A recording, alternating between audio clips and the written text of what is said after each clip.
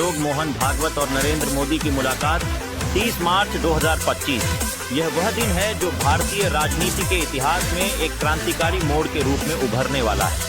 नरेंद्र मोदी और मोहन भागवत जैसे दो विशालकाय व्यक्तित्वों के नेतृत्व में यह दिन एक नई दिशा और दृष्टिकोण को जन्म देगा। भारतीय समाज की जटिलता को समझते हुए इस संगम का उद्देश्य न केवल एक राजनीतिक संशोधन लाना है, बल्कि पूरे समाज को एक नई दिशा देना भी है। नरेंद्र मोदी, एक दूरदर्शी नेता, ने हमेशा से विकास और परिवर्तन के प्रति अपनी प्रतिबद्धता दर्शाई है।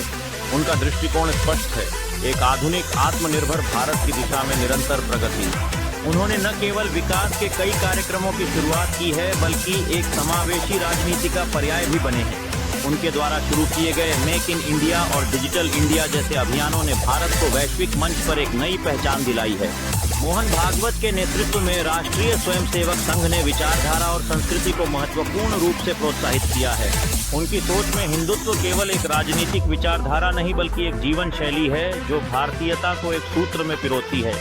भागवत ने संगठन के युवाओं को नई तकनीक से जोड़ा, जिससे यह सुनिश्चित हुआ कि युवा पीढ़ी अपने सांस्कृतिक विरासत के प्रति जागरूक और जिम्मेदार हो।